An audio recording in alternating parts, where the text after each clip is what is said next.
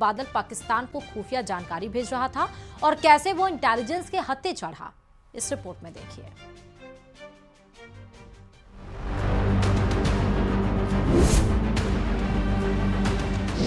10 दिन की रिमांड पर पाकिस्तानी जासूस आईएसआई को भेज रहा था सीक्रेट इंफॉर्मेशन। आईएसआई हैंडलर से सोशल मीडिया पर था संपर्क।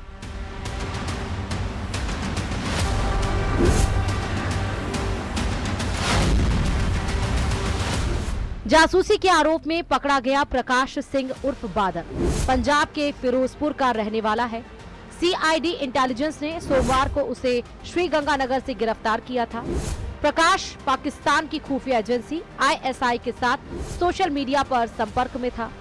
आरोपी प्रकाश सिंह राजस्थान, पंजाब और गुजरात से भारतीय सेना की युद्ध या सैन्य रणनीति से जुड़ी जानकारी पाकिस्तान भेजता था।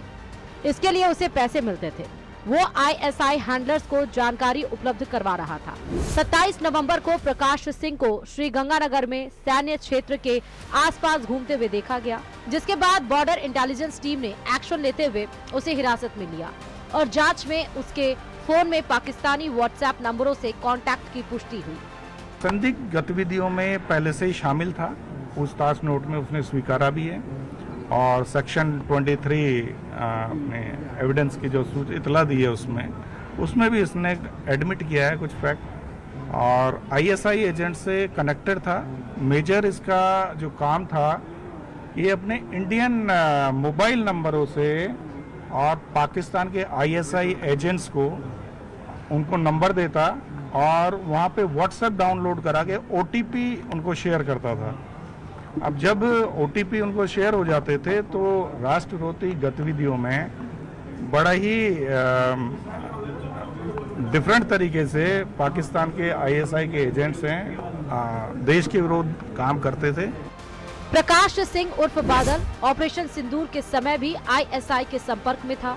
पाकिस्तानी खुफिया एजेंसी के निर्देश पर बादल ने भारतीय मोबाइल नंबरों से व्हाट्सएप चलाने के लिए कई ओटीपी भी उपलब्ध कराए थे, जिसके जरिए पाकिस्तानी एजेंसी भारत में अपना जासूसी नेटवर्क चला रही थी।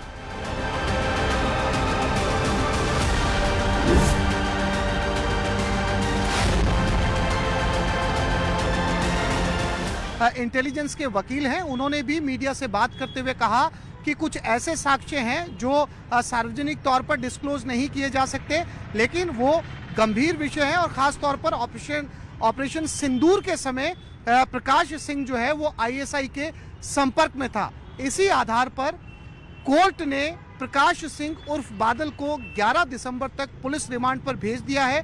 पुलिस को उम्मीद है कि इतने दिनों के रिमांड में काफी कुछ जानकारी और बहुत सारे हैंडलर्स के नाम जो हैं वो सामने आ सकते हैं। कैमरामैन अविनाश के साथ आसिफ खान, न्यूज़ 18 जयपुर। और चलिए अब बात खाद की किल्लत की। बारां में यूरिया की किल्लत ने किसानों को सड़क पर उतरने पर मजबूर कर दिया है। छिपा बड़ौद और छबड़ा दोनों जगह किसानों ने विरोध प्रदर्शन किया और प्रशासन के खिलाफ नाराजगी जताई। देखिए रिपोर्ट।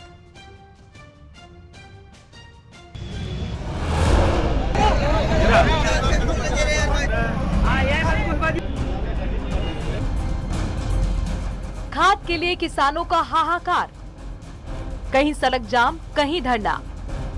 खाद संकट से किसान उग्र। बारां में यूरिया संकट गहराया। सड़क जाम और धरने से किसानों का फूटा गुस्सा। कहीं हाईवे जाम, कहीं एसडीएम कार्यालय पर धरना।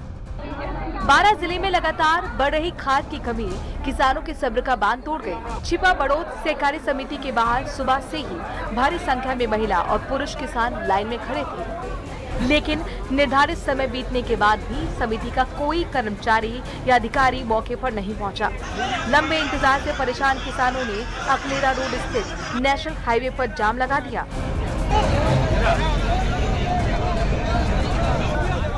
जाम के चलते दोनों ओर वाहनों की लंबी कतार लग गई।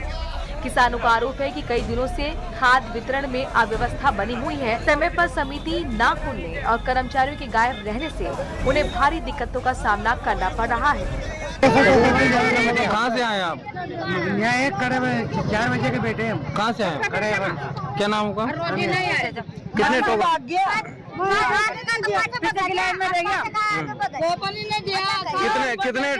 कितने टोकन बांटे लगभग टोकन की आनी 2 लाइन अच्छी, अच्छा 2 लाइन अच्छी, बाहर आगे 2 लाइन पीछे की लाइन छोड़। मतलब किसी को मिला किसी को नहीं मिला। तो काहे न मिली, एक ही कट्टो न मिले। किसानों का कहना है कि बुआई के बीच खाद नहीं मिलने से उनकी फसल को नुकसान हो रहा है। सबसे बड़ी बात, विरोध के दौरान भी प्रशासन का कोई अधिकारी मौके पर नहीं पहुंचा, जिससे किसानों में गुस्सा और बढ़ गया। किसानों ने चेतावनी दी है कि अगर हालात नहीं सुधरे तो बड़ा आंदोलन किया जाएगा।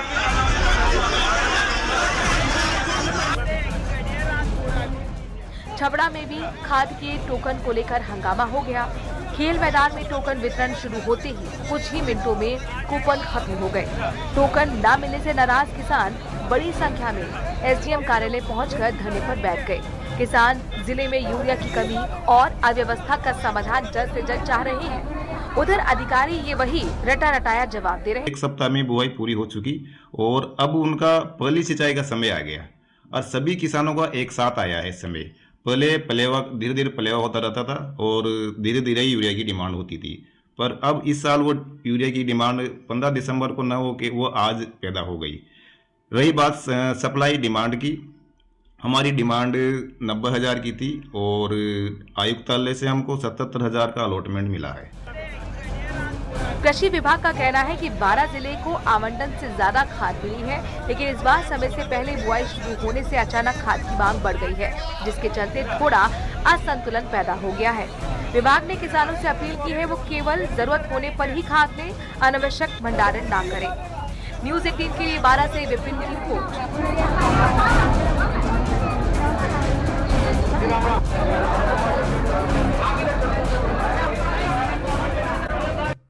मिनी पिकअप में भारी मात्रा में ये विस्फोटक क्यों और कहां ले जाया जा रहा था?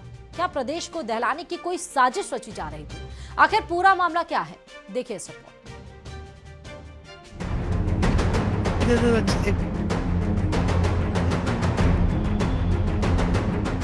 क्या राजस्थान को दहलाने की थी साजिश?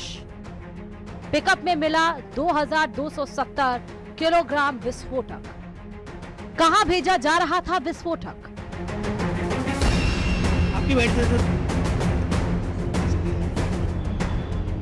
राजस्थान के राजसमंद में पुलिस ने एक ऐसी पिकअप को पकड़ा जिसमें 2270 किलोग्राम विस्फोटक सामग्री थी।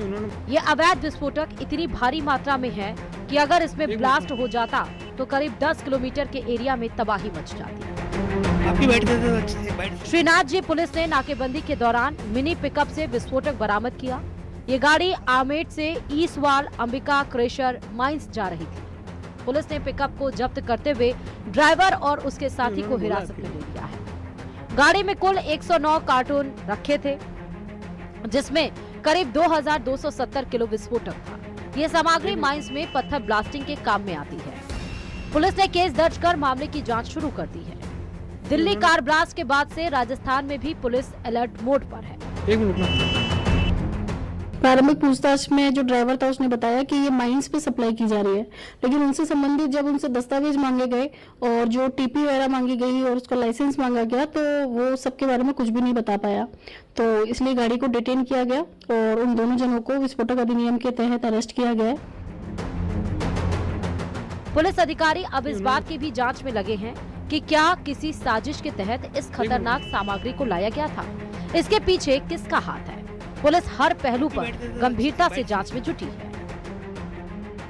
हम इस समय मौजूद हैं थाने के बाहर। आप देखें कि ये वही गाड़ी थी जो नाकेबंदी में यहाँ से पार होकर जा रही थी और ये आमेट के पास से होकर इसवाल पहुंचनी थी। इन बॉक्स में जो विस्फोटक सामग्री है वो माइनिंग में ब्लास्टिंग के लिए काम में ली जाती है, जिसमें जिलेटिन सहित अन्य जो सामान होते हैं वो सामान इसमें आप देख सकते हैं कि वायरिंग और जो टोपी होती है और जो जिलेटिन होती है और जो ब्लास्टिंग में जो काम में जो यूज की जाती है वो सारी सामग्री एक साथ थी। तो पुलिस ने कार्य इसलिए क्योंकि इतनी बड़ी मात्रा में एक साथ सामग्री को एक जगह से दूसरी स्थान तक ले जाने के लिए अनुमति नहीं दी जाती, क्योंकि कोई भी बड़ा हादसा हो सकता है। ऐसे में पुलिस ने जो है कि इस पूरी बड़ी कार्रवाई को अंजाम दिया और गाड़ी को जब्त किया, इस माल को जब्त किया है।